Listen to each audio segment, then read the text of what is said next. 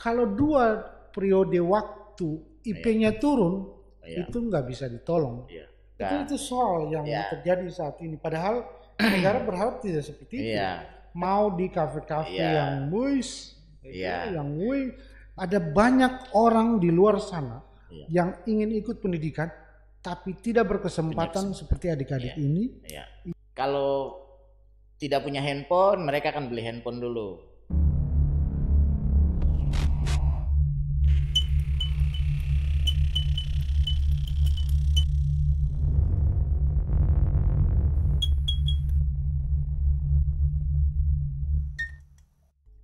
Assalamualaikum warahmatullahi wabarakatuh. Selamat pagi, selamat datang di Pojok Bastori, Arika Permelayani Podcast LL Dikti 12. Ini untuk yang pertama kalinya LL Dikti Wilayah 12 meluncurkan atau menghadirkan podcast ini. Jadi ini narasumber pertama yang kami undang. Nah, kami tentu saja dengan kehadiran podcast ini kami berterima kasih yang sangat besar kepada Pak Kepala LL Dikti Wilayah 12. Berkat kerja keras beliau, podcast ini bisa hadir. Semoga podcast ini atau Pojok Bastori ini bisa menjadi media untuk kita sebarkan virus kebaikan, kita tularkan virus-virus kebaikan bagi peningkatan mutu dan layanan LL Dikti 12 kepada perguruan tinggi di wilayah Maluku dan Maluku Utara. Sahabat-sahabat gandong sekalian, di kesempatan pertama ini kita akan mendiskusikan tentang bagaimana kita tahu bahwa sejak beberapa tahun terakhir pemerintah itu setiap tahunnya mengalokasikan dana beasiswa yang jumlahnya cukup besar, beasiswa KIP, dan di LL Dikti Wilayah 12 juga sekian banyak mahasiswa telah menerima dana beasiswa KIP setiap tahunnya. Tapi apakah beasiswa ini bermanfaat? Bagaimana mereka mengelolanya dan bagaimana kita bisa mengharapkan supaya kemauan baik negara, komitmen baik negara untuk adik-adik kita ini bisa berstudi secara baik tanpa diganggu atau tanpa dihambat oleh biaya pendidikan. Makanya kami berharap bahwa adik-adik mahasiswa ini bisa mampu untuk mengelola beasiswa yang mereka terima ini dengan baik. Nah, oleh karena itu untuk mendiskusikan masalah ini kami sudah kedatangan tamu. Saya perkenalkan tamu kita di Pojok Bastori perdana ini. Beliau adalah salah satu dosen di Universitas Kristen Indonesia Maluku. Perkenalkan beliau Pak Dr. Pit Sugiono. Beliau juga mantan pembantu Rektor 1 UKIM Ambon. Beliau hari ini akan banyak sekali bercerita tentang apa yang harus dilakukan oleh teman-teman mahasiswa. Ya, kita tahu bahwa hari ini mahasiswa kita atau kehidupan sosial kita ini sudah diserbu oleh gaya hidup yang hedonisme. Kehadiran media-media sosial ini membuat orang menjadi sangat hedon gaya hidupnya. Bagaimana supaya hal ini tidak terjadi secara terus-menerus? Nah, kami mengundang beliau yang luar biasa ini untuk mendiskusikannya. Langsung saja kami serahkan ke narasumber kami untuk bisa menjelaskan lebih detail tentang topik yang akan kita bahas hari ini. Silahkan Pak Pit. Ya, terima kasih Pak Mo. Saya biasa panggil Pak Buya. Ya. Luar biasa sekali. Pertama-tama Assalamualaikum warahmatullahi wabarakatuh. Salam sejahtera untuk kita semua.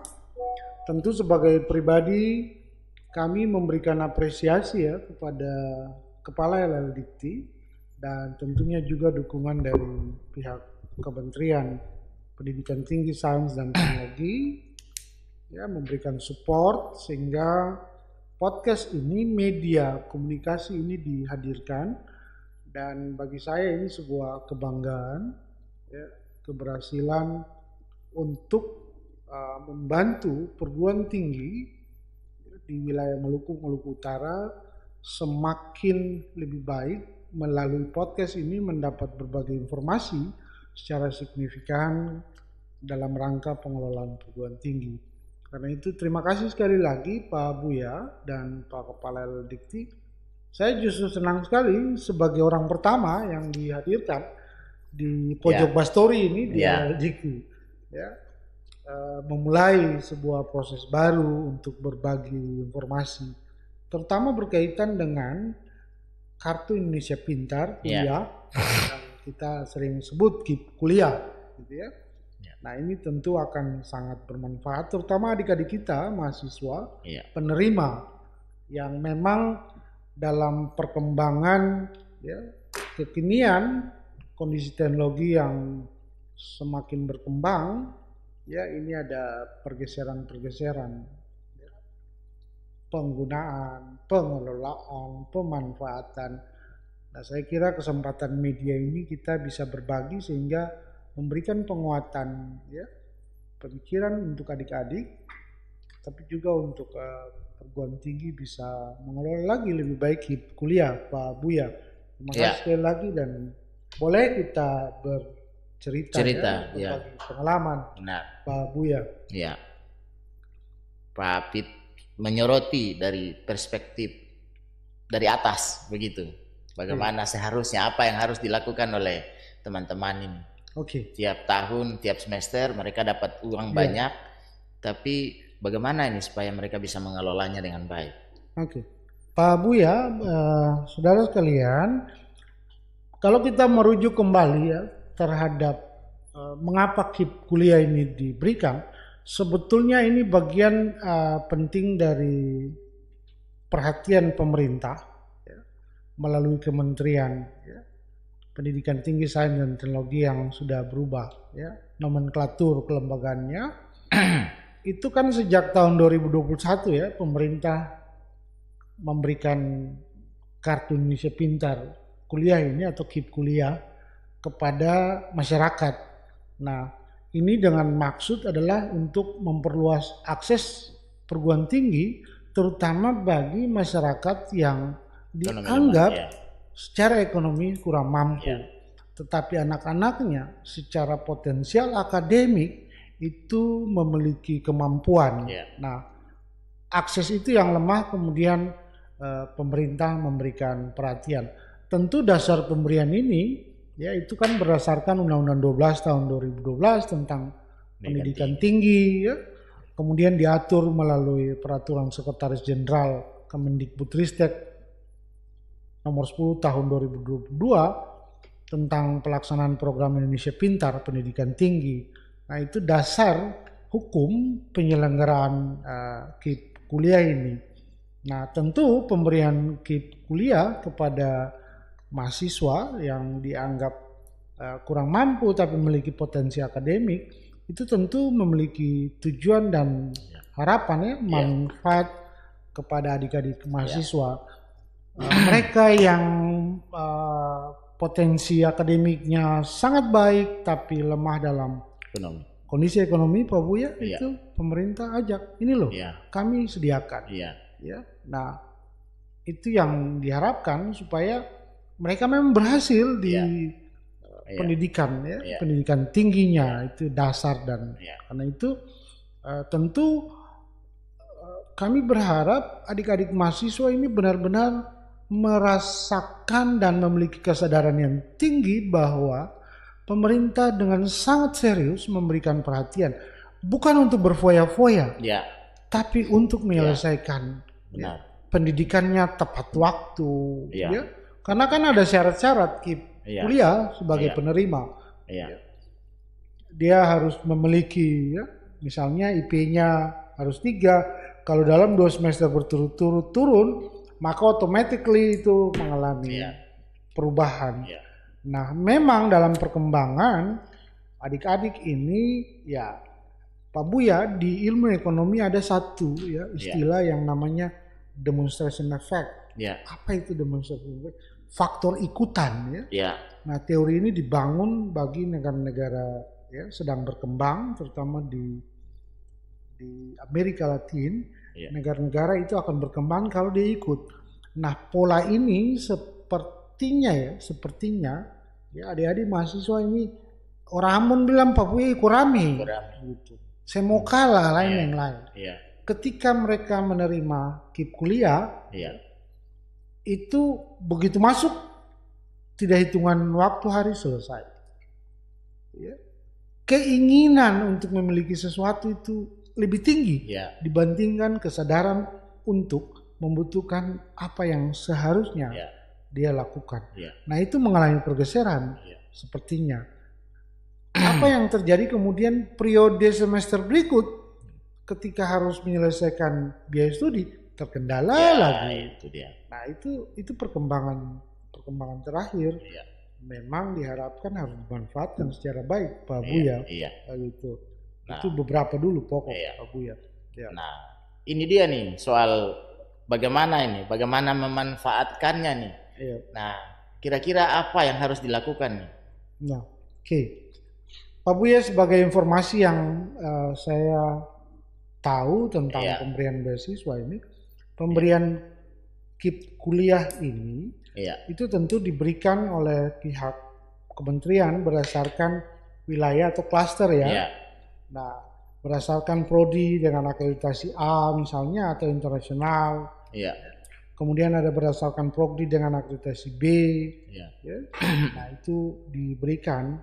Jadi ada beberapa klaster 1, klaster 2. Nah, untuk wilayah LLDikti wilayah 12 ini ada pada klaster 2. Klaster 2 ini kalau tidak salah berdasarkan informasi itu ya biaya studi untuk setiap mahasiswa per semester itu sebesar 2.400.000. Nah, untuk Ambon dan Ternate. Nah, sementara biaya hidup kepada mahasiswa penerima KIP kuliah ini sebesar ya 5.700.000 per semester atau per 6 bulan. 5.700.000. 5.700.000. Artinya seorang mahasiswa penerima KIP kuliah dia telah memiliki sejumlah 950.000 per bulan untuk pemenuhan kebutuhan hidupnya, makan minumnya, transport, mungkin pemberian kebutuhan buku, tugas, untuk perkuliahan Nah, itu harus dimanfaatkan gitu. Nah, ini kadang-kadang adik-adik mohon maaf mereka seperti mendapat durian runtuh. Tiba-tiba ya. Uang yang banyak nih. Kaget. Gitu, ya istilah begitu Pak Buya mungkin kaget. Lalu kebingungan ini mau memanfaatkan untuk apa? Apa yang terjadi kemudian sebetulnya sejumlah uang itu kemudian dilihat sebagai ini kesempatan. Lalu mulai berpikir untuk memiliki sebetulnya sesuatu yang belum tentu juga menjadi kebutuhan utama. Handphone. Misalnya handphone ya Pak Buya, apalagi munculnya berbagai jenis-jenis handphone hidup baru. Ini kan sudah menjadi gitu dunia belum lagi pola konsumsi yang bergeser. Pak Buya bisa bayangkan adik-adik kita biasanya mohon maaf orang Ambon tuh makan kasbi atau bubur. Sekarang Pak Buya Grab atau GoFood, main tekan itu kan biaya. Nah, jadi benar dalam dunia ekonomi juga terjadi pergeseran pola konsumsi ketika seseorang memiliki pendapatan yang meningkat. Dia akan bergeser pola konsumsinya dari tradisional ke barang-barang industri. Karena termasuk konsumsi seperti itu. Karena dia berpikir ini uang ada nih. Nah, apa yang terjadi belum waktu bulan berakhir, uang yang diperoleh per bulan habis. Bahkan mungkin juga satu semester sudah selesai. Padahal tujuan negara memberikan ini, pemerintah memberikan ini adalah membantu orang tua. Pak Buya, pengalaman terjadi anak-anak penerima KIP kasus dapat uang selesai, mereka berhubungan dengan orang tua, minta lagi uang. Astaga. Iya. Ini kan yang terjadi ya, realitasnya. Yang sering ya, kasus-kasus yang ditemukan. Begitu semester baru daftar mengalami kendala pembayaran, dicek ternyata dia belum bayar. Iya. Karena pola konsumsi, menyadari betapa pentingnya sejumlah uang itu, ini menjadi masalah. Iya. Ya, padahal harusnya dimanfaatkan dengan baik. Iya. Ya. Jadi harus ada proteksi ya, perlu. Tentu proteksi itu sangat dianjurkan kepada pribadi, ya. Kita berharap, kita menghimbau prinsipnya, karena KIP kuliah begitu masuk dananya ke perguruan tinggi, kemudian akan disalurkan kan, tidak diberikan secara tunai tapi melalui proses transfer bank, sehingga tidak diberikan ruang kepada pihak lain untuk mengakses sejumlah dana itu. Hak milik mahasiswa untuk digunakan. Nah, ketika sudah menjadi otonom pribadi mahasiswa, itu persoalan baru yang muncul. Di sini yang Pak Buya, sebetulnya kita punya peran untuk menghimbau, mengarahkan adik-adik untuk mengerti ketika uang ini diberikan untuk apa. Kebutuhan-kebutuhan pendidikan jauh lebih penting, konsumsi, makan minum, bahkan mesti dengan uang tersebut ada satu motif yang harus diantisipasi, adalah motif berjaga-jaga.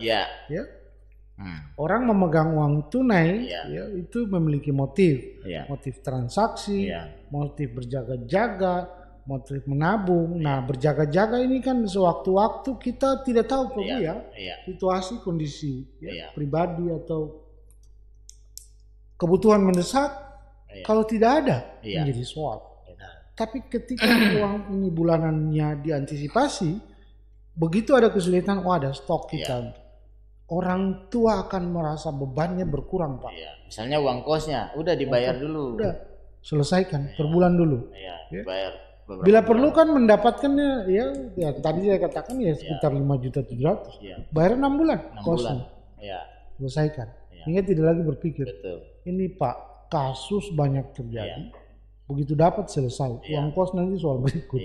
Padahal keinginan pemerintah sebenarnya supaya kita ini tidak lagi, atau orang tua tidak lagi berpikir bahwa ini biaya hidupnya bagaimana, ini uang kosnya bagaimana, tapi bagaimana supaya dia bisa melanjutkan pendidikannya sampai selesai tanpa dihambat oleh biaya-biaya pendidikan. Harapannya seperti itu, dan inilah negara hadir.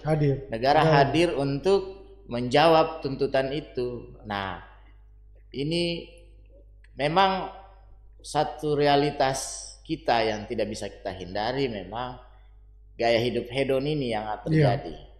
Nah, saya dengar cerita dari beberapa teman-teman mahasiswa, katanya sih, nah ini juga mungkin perlu kita konfirmasi. Kalau tidak punya handphone, mereka akan beli handphone dulu. Padahal laptop tuh jauh lebih penting. Misalnya mereka kredit, harusnya mereka kredit laptop untuk membantu penyelesaian tugas-tugas mereka. Kan itu nanti jadi milik mereka juga kan? Tidak sia-sia kan kalau mereka beli laptop. Memang handphone juga penting. Nah, tapi yang sering saya dengar tuh, katanya kalau dapat beasiswa tuh mereka suka ngumpul perangkatan, suka ke tempat-tempat wisata, acara-acara, makan-makan, bahkan sampai bisa melenceng juga teman-teman suka. Itu soal yang terjadi saat ini. Padahal negara berharap tidak seperti itu. Negara berharap dengan apa yang diberikan mereka sadar tentang pola pengelolaan keuangan mereka secara mandiri, dan mereka hindari sifat boros itu. Ini Pak Buya kalau sudah kumpul kan makannya harus di tempat-tempat mewah, piknik, cari macam-macam, ngumpul-ngumpul ini. Akhirnya uang habis terpakai, tidak ada manfaat, orang tua dihubungi kembali. Padahal pemberian ini kan untuk membantu orang tua mengurangi beban biaya kepada mereka. Kalau ini terjadi, Pak Buya, kan begini, penerima KIP kuliah dalam proses penerimaan itu akan dievaluasi. IP kumulatifnya. Ya. Minimal 3 Pak. Ya. Kalau 2 periode waktu IP-nya turun, itu nggak bisa ditolong. Itu harus dilepas dan diganti. Nah, bukan tidak mungkin sifat pemborosan foya-foya akibat rame-rame, hedon, itu mempengaruhi pola belajar. Padahal dengan pemberian ini kan motivasi belajar meningkat. Harusnya. IP harus meningkat. Harus naik. Ini malah turun. Aduh. Gitu. Ya itu akibat-akibat yang kasus-kasus terjadi sehingga ada juga beberapa pengalaman mahasiswa yang justru termotivasi ya. Seharusnya dengan bantuan itu. Ada beberapa mahasiswa yang datang kepada saya minta bantu, Pak. Saya nih teman-teman sudah dapat KIP. Saya kok belum. Saya melakukan konfirmasi ke teman-teman yang bertanggung jawab. Setelah dikoreksi, dicek, ternyata IP-nya menurun. Waduh. Ya apa boleh buat? Negara punya aturan, punya mekanisme, punya prosedur. Diganti. Menyesal terlambat Pak. Betul. Ini sudah diganti. Padahal diharapkan meningkat. Kan sayang ya. Sangat disayangkan. Sayang itu kan. Pola pengelolaan yang tidak tepat itu berakibat fatal. Kasihan kan orang tua sudah terbantu di kampung. Berharap kita datang kuliah ini baik-baik. Mudah-mudahan dengan bantuan beasiswa KIP ini orang tua tidak lagi dipusingkan dengan setiap bulan harus telepon. Mama kirim uang dulu, saya tahu Bapak mencari ini, cari apa? Itu soal. Mencari apa? Pak Buya kadang-kadang masih penerima KIP orang tua tidak tahu informasi kalau mereka menerima. Nah itu dia. Tapi seluruh dokumen termasuk foto dengan keluarga, kondisi rumah itu kan difoto ada. Tapi orang tua tidak tahu. Setiap semester harus minta lagi. Jadi double. Aduh kacau ini. Prihatin. Nah, ini fungsi kontrol pengawasan juga menjadi penting saya kira. Terutama untuk mohon maaf bagi teman-teman di perguruan tinggi yang membidangi bidang kemahasiswaan dan seperti ini. Edukasi itu harus terus setidak-tidaknya juga membantu mengawasi terutama adik-adik kita penerima KIP. Mentor, penasihat akademik, mungkin juga program studi bersama-sama membantu menghimbau, mengarahkan mereka tidak dengan maksud mencampuri hak mereka. Tapi setidak-tidaknya memberikan pengertian, pemahaman yang baik. Nah, Pak Buya bayangkan saja kalau misalnya satu semester itu dia harus menerima sebesar 5 juta sekian. Kalau dia kreatif Pak, dia bisa mengelola usaha kecil-kecilan. Dengan modal mungkin 200-300, dia berjual pulsa yang mobile ke teman-teman. Sekarang kan pulsa data itu kan meningkat permintaannya. Orang menonton TikTok berjam-jam, Facebook, data habis. Nah dia bisa menjadi reseller, misalnya pulsa atau agen. Ini soal menahan diri Pak. Benar. Menahan diri terhadap itu. Usaha kecil-kecilan. Artinya dengan jumlah dana yang sedikit dia bisa menggandakannya untuk masa depan. Atau setidaknya ada yang dialokasikan untuk menabung untuk kedepannya. Itu juga bagian sebetulnya negara berkepentingan dengan masa depan adik-adik kita ini. Nah itu yang mesti harus dihimbau secara terus menerus Pak Buya. Jadi sebenarnya Pak Pit, negara ini mengintervensi kebaikan itu sebenarnya banyak. Setuju. Negara mengintervensi, mendrive bagaimana warganya ini hidup sejahtera itu sebenarnya, terutama kalau di level mahasiswa. Padahal menarik tadi Pak soal kalau mereka tuh punya visi wirausaha, setiap uang yang mereka terima dari beasiswa KIP ini kalau digunakan secara baik atau dijadikan sebagai modal usaha, ini kan luar biasa Pak. Apalagi kita tahu ternyata pemerintah itu juga menyediakan dana wirausaha bagi mahasiswa. Kalau ini saling menopang, saling yang penting kan sebenarnya kemauan yang kuat, kemampuan untuk sukses, kemauan untuk maju. Kalau ini lahir dari kesadaran adik-adik mahasiswa, maka mereka akan menjadi orang-orang yang sangat sukses di masa datang. Memulai merintis usaha di masa kuliah. Kita tahu kan banyak tokoh-tokoh sukses, pengusaha-pengusaha besar, level-level nasional, bahkan internasional, level global ini justru itu tidak datang dalam semalam. Melalui suatu proses yang panjang dan dimulai dari bahkan sejak mereka kuliah. Nah, kiatnya apa nih Pak supaya ini bisa menjadi ini kita share, membantu adik-adik kita, memberikan motivasi ya. Pak Buya di dunia ini orang kaya, orang sukses itu tidak datang serta merta tiba-tiba kaya. Dasar yang paling pertama adalah mereka pekerja keras, tidak berhenti dengan apa yang dimiliki, akan terus berusaha. Lalu kesadaran tentang pentingnya masa depan itu menjadi benar. Apa artinya kita memberikan motivasi pelajaran tentang kewirausahaan, tapi internal dirinya dalam kesadarannya itu tidak didorong, tidak dimanfaatkan. Itu soal kita. Jadi untuk sukses itu sangat tergantung dari pribadi, keinginan untuk maju, siap menghadapi tantangan, lalu kerja keras, disiplin, itu menjadi penting, faktor penting. Kadang-kadang, mohon maaf Pak Buya, orang Ambon nih yang sabar banyak.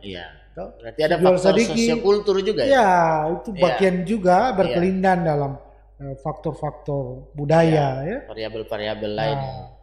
Ini contoh-contoh Pak Buya, adik-adik ini kadang-kadang kalau misalnya mereka berjualan 1 minggu orang berbelanja baik, masuk minggu kedua tidak ada lagi yang berbelanja, mereka putuskan kalau gitu stop berhenti sudah, sampai di sini.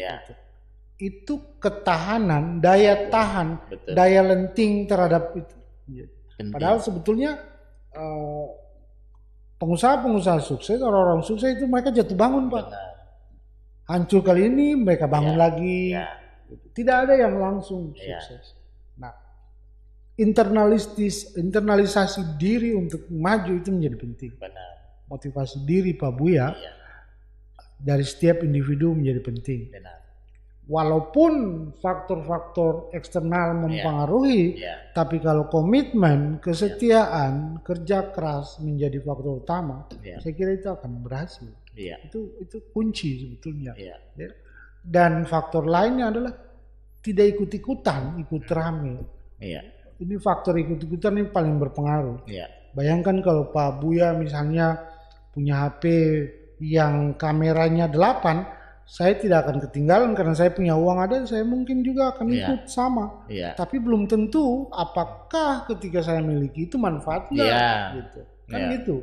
Nah, itu faktor ikutan itu menjadi penting karena merasa pendapatan sudah ada, yang tadinya tidak ada, tiba-tiba mulai terpengaruh dengan gaya hidup. Makan tidak lagi mau di rumah-rumah makan yang sederhana kecil, atau masak sendiri di rumah, mau di kafe-kafe yang yang katanya nih nyaman, memberikan view yang bagus. Nah, kita dikelabui oleh kekuatan-kekuatan kapitalisme itu, gitu dengan tempat yang nyaman. Mari kita ramai. Apalagi kan, kita tidak bisa menghindar Pak. Dunia hari ini, dunia status, dunia orang mau update di mana-mana. Ini gaya-gayaan. Saya lagi di sini dan merasa status sosialnya meningkat. Itu soal.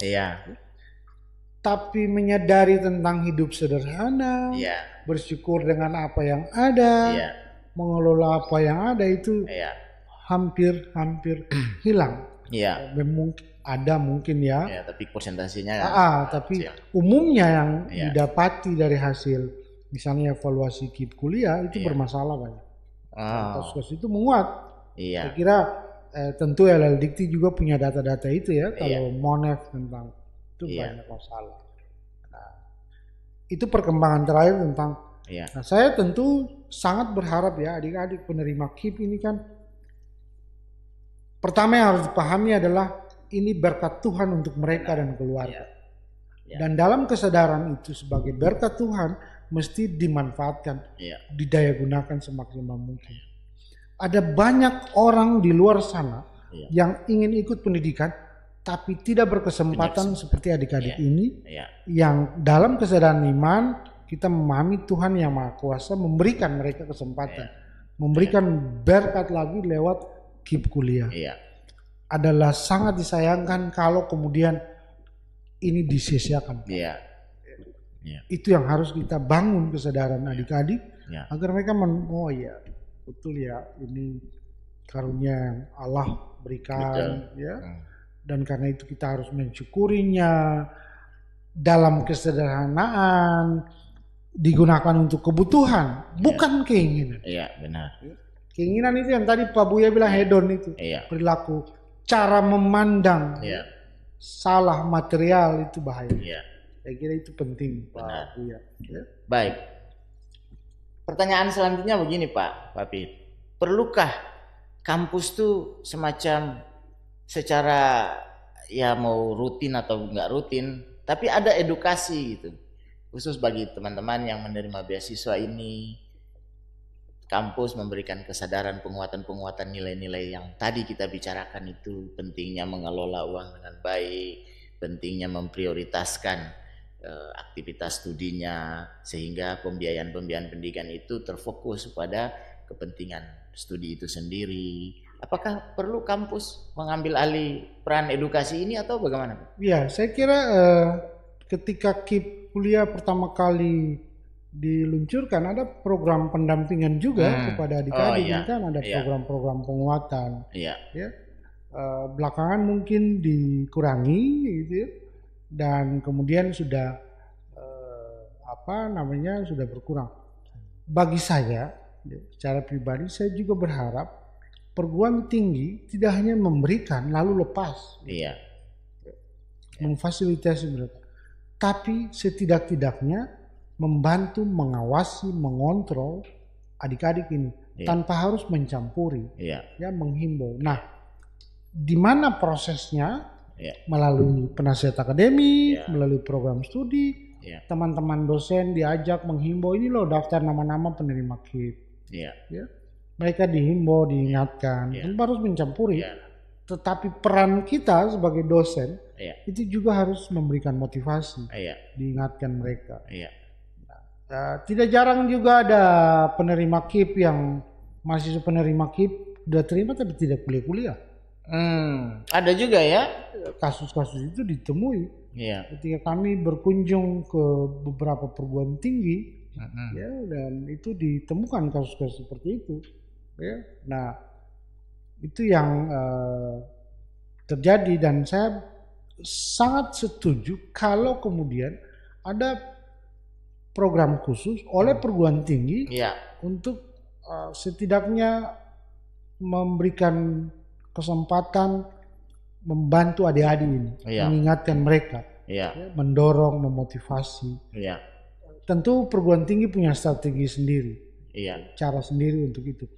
Tapi apa yang Pak Buya sampaikan, saya kira saya setuju tentang itu. Pak Pit, kita mulai lagi. Ngopi dulu Pak, silakan Pak. Ini sudah disiapkan oleh teman-teman di kantor. Buya. Nah, kopi ini luar biasa Pak. Baik. Terima kasih ke Ibu Ocha. Ibu Ocha sudah membantu membuatnya. Siap. Baik Pak Pit. Tadi Pak Pit bilang bahwa peran ini perlu diambil oleh kampus untuk memberikan edukasi ini. Nah, kita tahu kan banyak cara sebenarnya yang bisa ditempuh. Tidak harus dalam bentuk verbal, lisan atau udah mengumpul, karena kadang juga itu mungkin banyak hambatannya kalau mereka disuruh ngumpul terus kasih. Tapi kan ada cara yang baik, misalnya mungkin dibikin video-video pendek yang bisa memberikan pesan-pesan itu atau mengedukasinya kan banyak cara nih. Nah, bagaimana nih Pak supaya peran ini bisa diambil alih atau diambil oleh pihak kampus nih? Ya. Mungkin ke depan kami juga berpikir bagaimana supaya ini juga bisa kita. Pak Buya, memang butuh kreativitas ya perguruan tinggi, terutama di bidang yang mengelola KIP kuliah ini. Dengan maksud adalah adik-adik ini penerima, mereka menerima tapi tidak kemudian dilepas begitu saja, tapi mereka didaya gunakan, dimanfaatkan oleh perguruan tinggi, untuk kegiatan-kegiatan yang membantu. Ini contoh Pak. Penerima KIP kuliah harusnya ada kegiatan-kegiatan akademik, seminar, workshop yang melibatkan mahasiswa, mereka ujung tombak untuk hadir. Faktanya itu nggak ada. Apa tidak dilibatkan atau bagaimana? Bahwa dilibatkan dengan cara menghimbau itu ada, tapi mewajibkan mungkin tidak belum banyak selesai. Padahal mereka ini kan adalah penerima karena potensi akademik baik, maka adalah wajib mereka ikut. Nah, ini fungsi kontrol ini yang nggak jalan. Harusnya menurut saya adalah baik mereka diwajibkan. Jadi kalau satu perguruan tinggi katakanlah besar perguruan tinggi besar seperti UKIM, UMU, Darussalam, kalau penerima itu 200 orang misalnya maka setiap kegiatan akademik, apakah itu seminar, kuliah tamu, 200 orang aja mereka wajib hadir. Benar. Nah ini kejar nggak dapat nih. Nah pertanyaannya mengapa Padahal mereka adalah ujung tombak sebagai penerima. Itu satu. Yang kedua, bisa menggunakan film-film pendek, juga podcast untuk himbauan itu boleh. Tapi kasus saya pribadi, pengalaman, setiap tatap muka tutorial kelas, saya manfaatkan beberapa menit sebelum kuliah berakhir untuk menghimbau adik-adik penerima beasiswa, ingat kalian itu penerima, serius. Jadi secara moral tetapi juga dalam iman kita mengingatkan mereka betapa pentingnya KIP itu. Itu yang kita manfaatkan sebetulnya. Berarti kesadaran ini juga bukan hanya kesadaran mahasiswa tapi dosen juga harus dibangun kesadaran. Saya kira teman-teman dosen juga sedikit punya empati untuk menghimbau mereka. Punya tanggung jawab yang sama, tanggung jawab moral. Kalau saya mengatakan kewajiban dosen untuk nanti masalah lagi. Nanti, benar. Tapi tentu saya berharap teman-teman dosen, pimpinan prodi, jurusan bisa mengedukasi. Memberikan edukasi, memberikan saran, pendapat. Karena tentu kita berharap apa yang negara berikan untuk membantu anak-anak bangsa yang lemah itu tidak disia-siakan, dimanfaatkan secara baik. Bayangkan kalau target anak bangsa itu jutaan harus sukses dengan KIP, tentu mereka juga berharap suksesnya juga sekian banyak. Kalau saya memberikan Pak Buya misalnya contoh ini, Pak Buya 5 juta untuk bangun usaha. Ketika Pak Buya besar usahanya, saya bangga dong Pak. Tidak sia-sia. Benar. Tapi kalau saya berikan 5 juta Pak Buya, saya dengar Pak Buya foya-foya, kesana kesini uang habis. Tentu saya yang memberikan juga kecewa. Benar. Nah, bagaimana memberikan rasa nyaman dan sukacita kepada pemberi dalam hal ini, maka adik-adik juga harus dibangun pemahamannya, diperkuat persepsinya tentang pentingnya menerima KIP kuliah. Tentu untuk masa depan mereka, bukan untuk masa depan negara. Untuk masa depan mereka, untuk keluarga dan seterusnya. Itu yang paling penting Pak Buya. Jadi banyak media yang bisa dimanfaatkan untuk menghimbau. Kalau misalnya perguruan tinggi punya kelebihan sedikit dana, mungkin ada himbauan-himbauan yang bisa dibuat dalam bentuk flyer atau apapun bentuknya, yang penting ada sentuhan, ada pesan berantai, pesan-pesan yang bisa di tentu cara grup-grup cukup banyak banyak cara sebenarnya. Tapi kan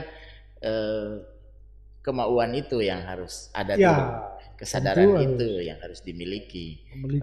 Dan ini bukan hanya soal dosen dan mahasiswa, tapi semua pihak, orang tua. Mungkin ya di mimbar-mimbar akademik yang besar ataupun di mimbar-mimbar tempat ibadah juga, atau di mimbar-mimbar yang tidak hanya ansih soal akademik saja.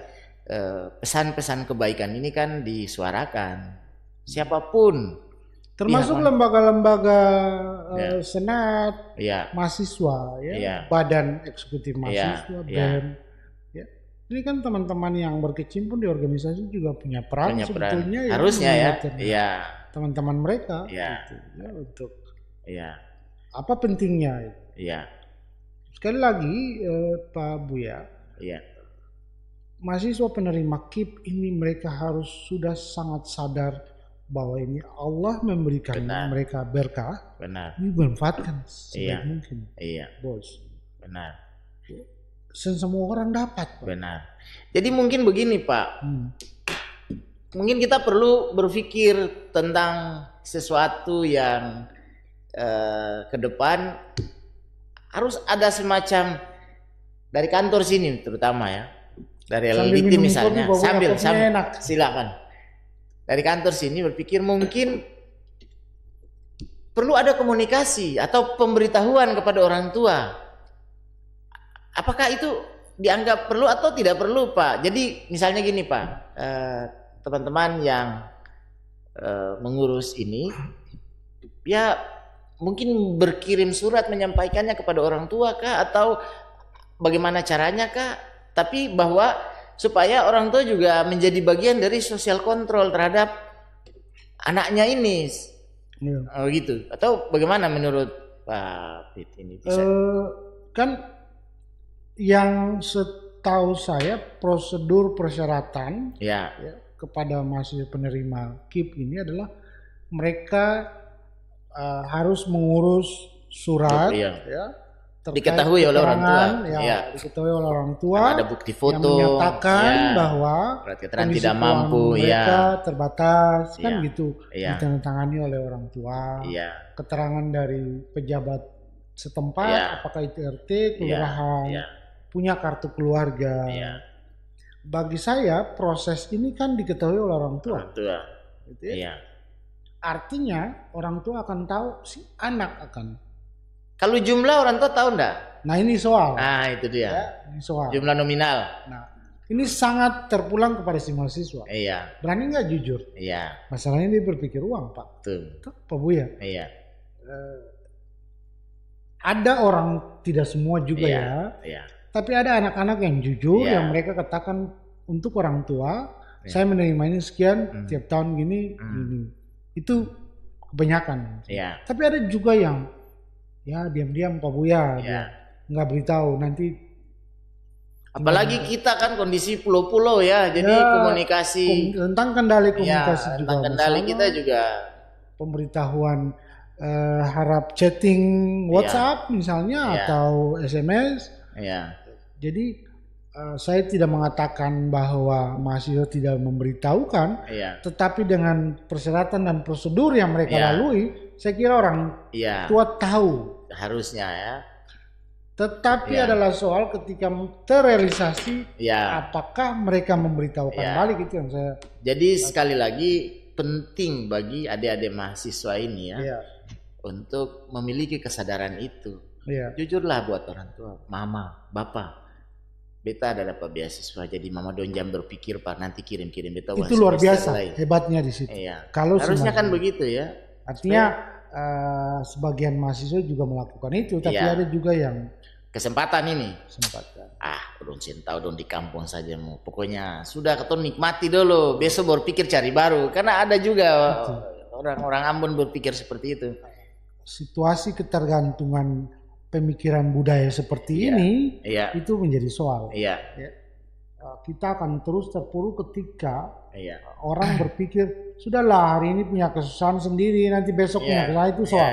Padahal kita harus berpikir untuk masa depan, kan gitu. Nah itu yang sering terjadi dengan adik-adik dan saya tentu juga mendorong agar ya, mereka sadar lah Pak Buya, ini uang ini tidak datang dengan sendirinya. Benar. Ada proses. Saya tuh kadang kasihan Pak, kalau biasa kalau ke kampung-kampung gitu, ada momen-momen tertentu kan, saya suka berdialog dengan orang tua itu. Lihat kondisi mereka cari duit itu prihatin Pak. Iya. Jadi betul.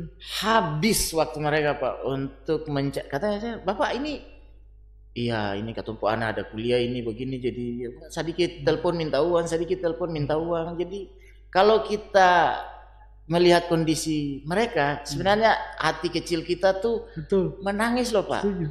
Kalau si anak ini dia tidak punya kesadaran, tambah sulit. Itu berdosa itu si anak ini Pak. Berdosa. Saya kira kasihan orang tua dengan kondisi yang hari ini berpikir besok makan apa, lusa makan, tapi dia terus menghabiskan energinya, waktunya, hidupnya untuk memikirkan masa depan pendidikan. Yang tadi saya katakan, mereka kemudian ya misalnya adik-adik kita yang ya mohon maaf mereka dari desa atau dari mereka ada di kota dan kemudian terkungkung oleh sebuah perilaku kehidupan kota yang begitu marak, ini mudah. Benar. Nah, akhirnya mereka tidak lagi dalam kesadaran itu mengingat peran orang tua yang ya, dengan setengah mati, bersusah payah, mereka tidak mau tahu. Yang penting, Ma kirim uang, Pak kirim uang, tanpa ya maklum orang tua kadang-kadang tidak mengecek untuk apa, untuk apa. Itu dimanfaatkan. Nah, ini masalah.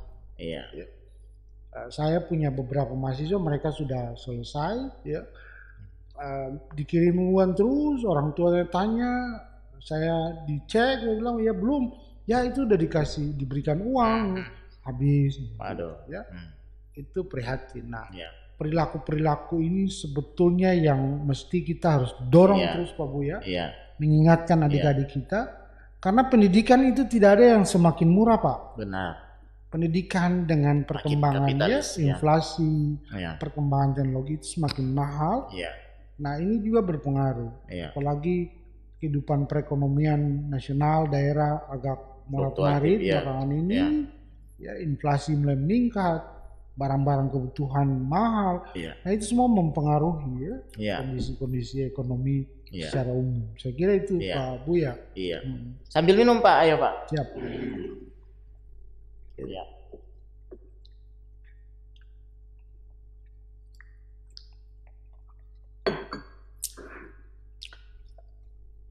Cut dulu, Cut. Bagaimana? Kita lihat itu apa? 10 menit, udah lah, cukupan aja lah. Saya tutup aja dah. Kesimpulan. Iya, nggak usah kesimpulan lah. Ini ngobrol biasa. Ya. Saya rangkum aja. Pokok-pokok. Pokok-pokok. Ya. Lalu Pak bilang kita Pak Pit ada closing statement. Iya. Nah, gitu kan. Iya. Oke. Iya. Iya. Oke ya. Ya menarik sekali Pak Pit, bincang-bincang kita ini dari awal, karena topik ini nih memang selalu menarik, selalu up to date dengan kondisi realitas kita hari ini. Hampir tidak bisa kita pungkiri bahwa memang faktanya kondisi perekonomian masyarakat kita yang hidup di wilayah pesisir ini memang ya belum baik dari sisi ekonominya, pendapatannya, sehingga ini juga berpengaruh terhadap kesanggupan orang tua bisa menyekolahkan anaknya sampai ke jenjang pendidikan tinggi. Kita tadi Pak Pit mengatakan makin ke atas pendidikan itu makin tinggi biayanya. Nah, harusnya ini menjadi momentum bagi adik-adik ini untuk semakin lebih baik, semakin tinggi jenjang pendidikannya.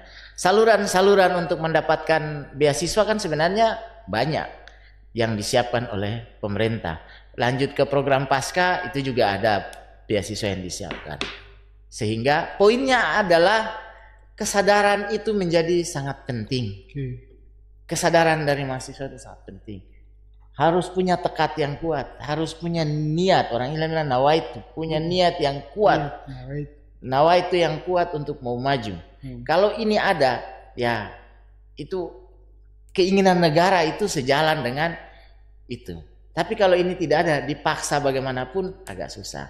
Nah, karena itu ini sudah lebih dari 1 jam ini kita ngobrol-ngobrol ini. Saya coba untuk memberikan beberapa poin-poin penting saja, bahwa pertama harus ada kesadaran untuk itu. Harus ada kesadaran yang lahir, terutama dari mahasiswa sendiri. Harus mencintailah keluarganya, orang tuanya di kampung. Orang tua sudah bersusah payah untuk menyekolahkan anaknya. Jangan sia-siakan pengorbanan orang tua ini, dan jangan sia-siakan intervensi kebaikan negara ya, untuk membantu proses pendidikan ini. Yang kedua, memang dibutuhkan peran dari dosen, peran dari kampus, peran dari Eldikti, peran dari semua pihak. Untuk apa? Untuk mengedukasi. Mengedukasi ini semua pihak harus mengambil bagian di dalamnya. Ya, tidak hanya ANSI menjadi tanggung jawab dosen pembimbing, mentor atau penasihat akademiknya, tidak hanya menjadi tanggung jawab rektor dan seterusnya, tapi tanggung jawab kita semua sebagai anak bangsa, sebagai warga bangsa. Kita perlu untuk memberikan edukasi ini kepada adik-adik mahasiswa ini. Yang berikut memang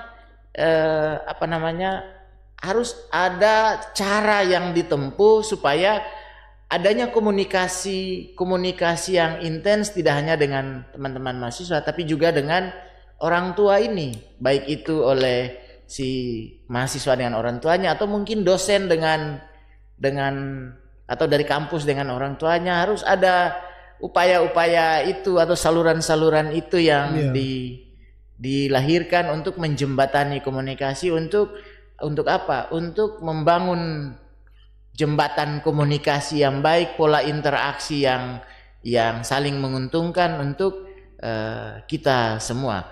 Nah, pemirsa sekalian, saudara Gandong, sebagai akhir dari rangkaian perbincangan kita di hari ini, mungkin kesempatan ini saya berikan ke Pak Pit untuk sebelum kita tutup, beliau memberikan closing statement dulu terkait dengan tema kita di siang hari ini. Silakan Pak. Baik Pak Buya, terima kasih lagi ya, sangat menarik perbincangan kita. Mudah-mudahan ini ke depan juga ada tema-tema yang menarik lagi. Ya.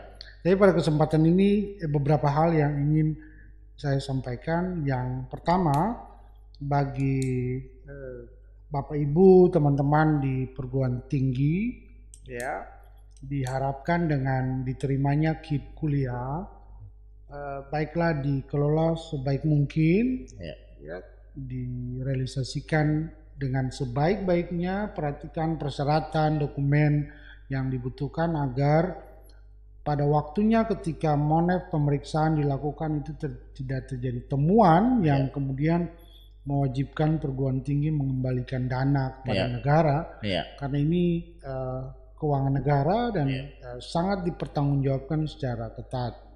Yang berikut, memang penerima KIP kuliah ini sangat pribadi, tetapi peran perguruan tinggi kita semua untuk terus membantu, menghimbau, menyadarkan adik-adik tentang pengelolaan dan pemanfaatan dana KIP. Dan terutama bagi adik-adik mahasiswa penerima KIP, tolong diingat, uang itu bukan tujuan, uang itu hanya alat.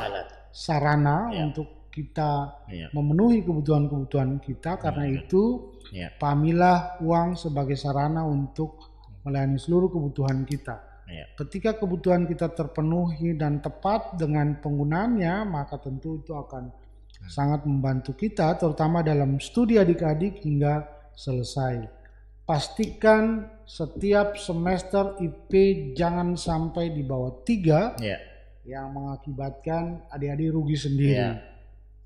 Hindari menerima uang dengan kegembiraan yang luar biasa, tetapi menerimalah itu sebagai berkat dari Allah.